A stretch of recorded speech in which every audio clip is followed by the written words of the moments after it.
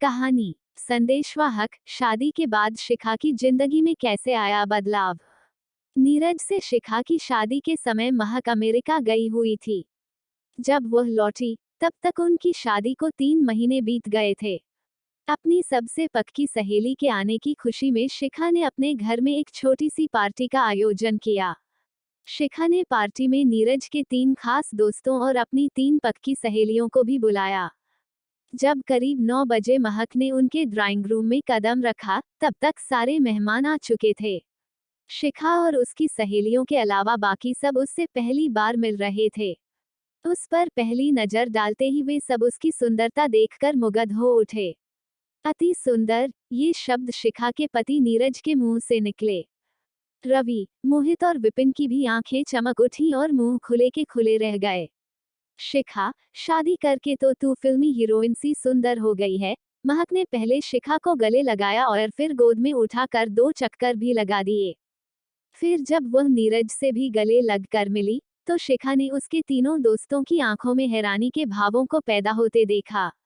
जीजू, मसल्स तो बड़ी जबरदस्त बना रखी हैं। महक ने बेहिचक नीरज के बाएं बाजू को दबाते हुए उसकी तारीफ की। लगता है तुम्हें भी मेरी तरह जिम जाने का शौक है। You are very handsome. Neeraj तो उसी पल से महक का फैन बन गया। उसे अपने सुंदर रंग रूप और मजबूत कदकाठी पर बहुत गुमान था। फिर महक ऋतु, गुंजन और नीमा से गले लगकर मिली। मोहित, रवि और विपिन से उसने दोस्ताना अंदाज में हाथ मिलाया। महक के पहुंचते ही पार्टी में जान पड़ गई थी। नीरज और उसके दोस्त उसकी अदाओं के दीवाने हो गए थे। महक उनसे यूं खुलकर हंस बोल रही थी मानो उन्हें वर्षों से जानती हो। बिना डांस के पार्टी में मजा नहीं आता। उसके मुंह से इन शब्दों के निकलने की देर थी कि उन चारों ने फटाफट सोफा और मेज एक तरफ खिसकाकर ड्राइंग रूम के बीच में डांस करने की जगह बना दी। डांस कर रही महक का उत्साह देखते ही बनता था। उसने नीरज और उसके तीनों दोस्तों के साथ जमकर डांस किया। अरे, हम चारों भी इस पार्टी में शामिल हैं। हमारे साथ भी कोई खुशी खुशी डांस कर ले यार। गुंजन के इस मजाक पर सब ठहाका मार कर हंसे जरूर, पर उन चारों के आकर्षण का केंद्र तब भी महक ही बनी रही। महक को किसी भी पुरुष का दिल जीतने की कला आती थी।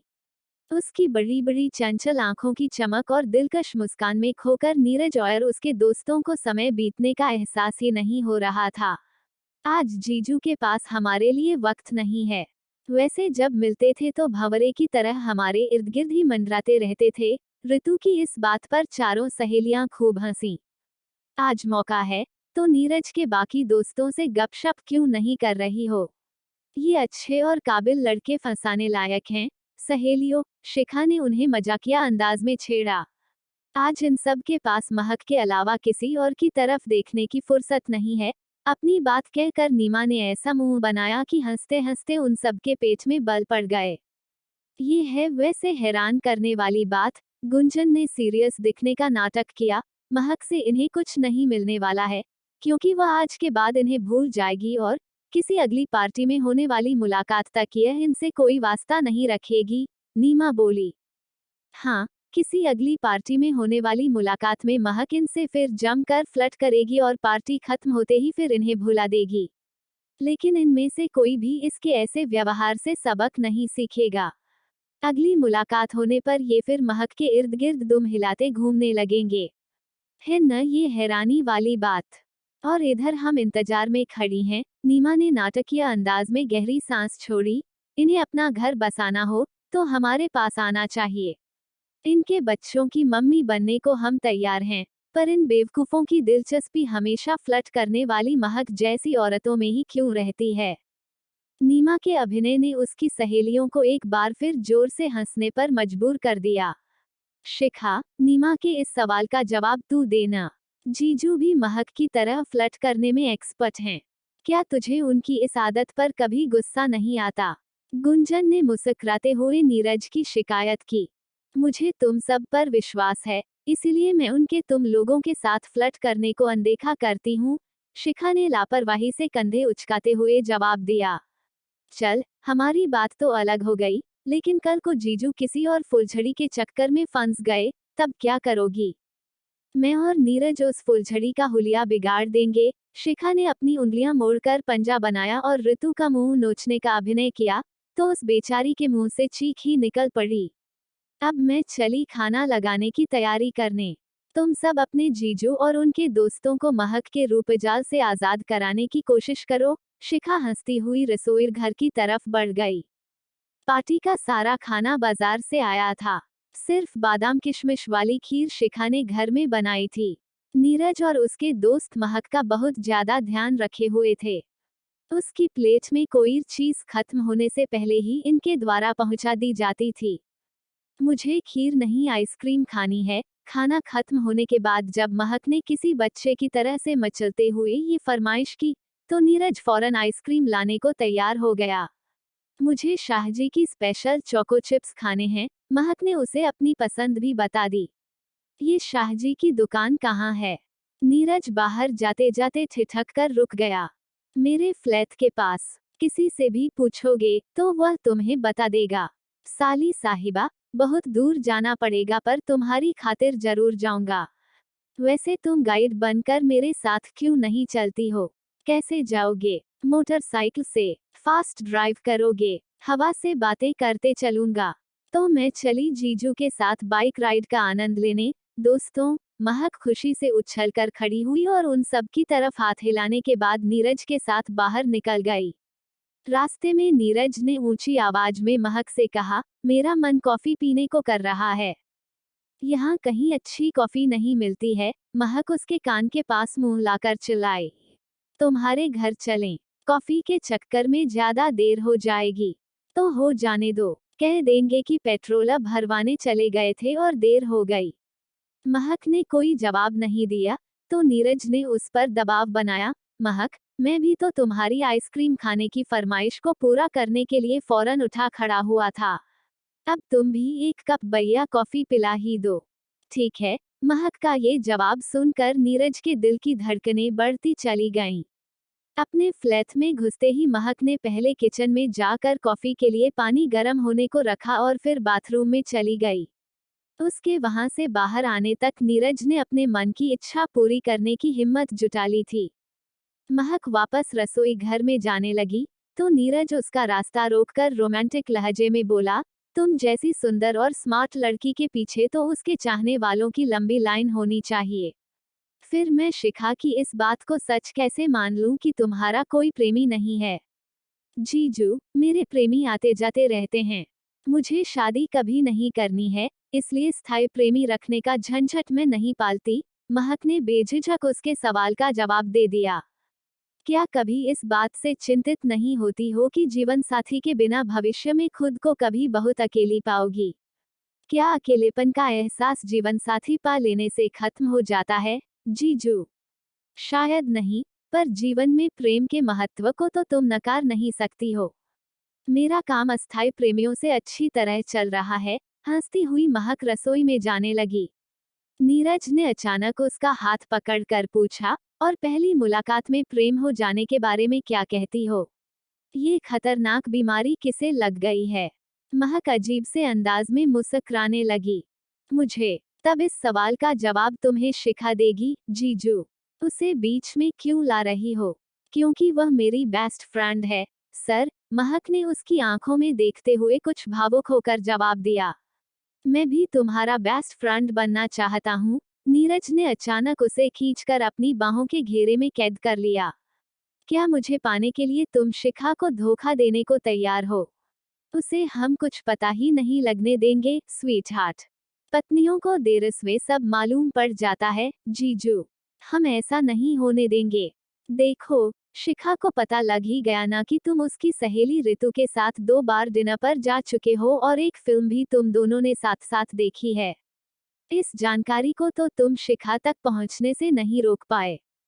उसकी बात सुनकर नीरज फौरन परेशान नजर आने लगा और उसने महक को अपनी बाहों की कैद से आजाद कर दिया। उसे बिल्कुल अंदाजा नहीं था कि शिखा को उसके और ऋतु के बीच चल रहे अफेयर की जानकारी थी। ना ना, सच को झुठलाने की कोशिश मत करो, जीजू। जब तक मैं कॉफी बनाकर लाती हूँ, तब तक ड्राइंग रूम में बैठकर तुम इस नई जानकारी की रोशनी में पूरी स्थिति पर सोचो विचार करो।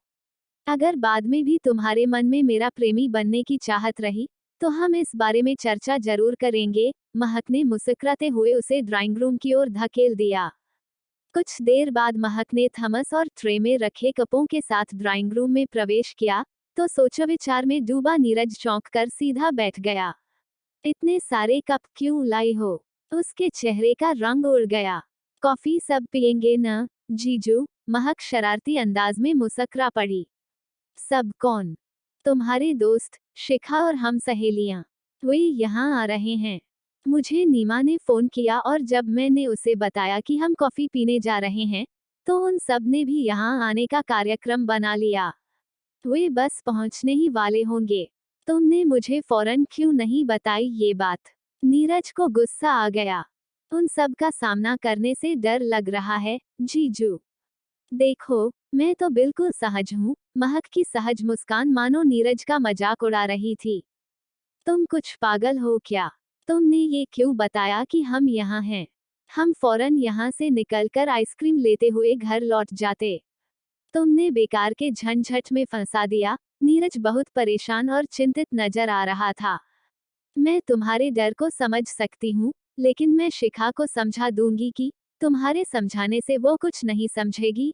औरतों से हंसने बोलने की मेरी आदत के कारण वह तो वैसे ही मुझ पर शक करती है।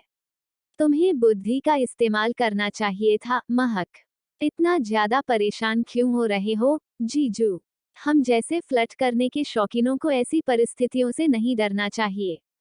जाल फेंकते रहने से कभी ना कभी तो शिकार फंसेगा ही। वो शिकार ऋतु हो, मैं हूं या कोई और, इससे क्या फर्क पड़ता है? शिखा तुम्हें छोड़कर तो जाने से रही। जस्ट रिलैक्स, जीजू। शट अप, मैं यहाँ से जा रहा हूँ और मुझसे तुम भविष्य में कोई वास्ता मत रखना। नीरज उठा और हेलमेट उठाकर दरवाजे की तरफ चल पड़ा। जीजू, प्लीज रुको। मेरे हाथ की बनाई कॉफी तो पीते जाओ। भाड़ में जाए कॉफी। जीजू, मैं दोनों कप नहीं पी सकूंगी। दोनों कप? नीरज ठिठक कर पलटा तो उसने महक को थमस उल्टा करके हिलाते देखा।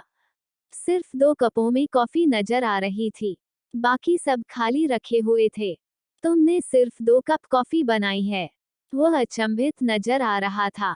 हाँ जीजू, इस लाडली साली ने अपने जीजू से जो छोटा सा मजाक किया है, उसका बुरा मत मानना। महक शरारती अंदाज में मुस्कुरा रही थी। ये छोटा मजाक था, मैं तुम्हारा गला घोंट दूंगा। नीरज ने नाटकीय अंदाज में दांत पीसे।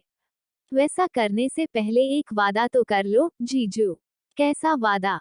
यही कि शिखा का सामना करने की बात सोचकर कुछ देर पहले तुम्हें जिस डर, चिंता और शर्मिंदगी के एहसास ने जकड़ा था, उसे तुम आजीवन याद रखोगे। बिल्कुल याद रखूंगा, साली साहिबा। तुमने तो आज मेरी जान ही निकाल दी थी। निढाल सा नीरज सोफे पर बैठ गया। मेरी जिंदगी में तो कोई जीवन साथी आएगा ही नहीं, पर जीवन साथी के होते हुए भी उसके दिल से दूर होने की पीड़ा तुम कभी नहीं भोगना चाहते हो, तो आज की रात का सबक न भूलना।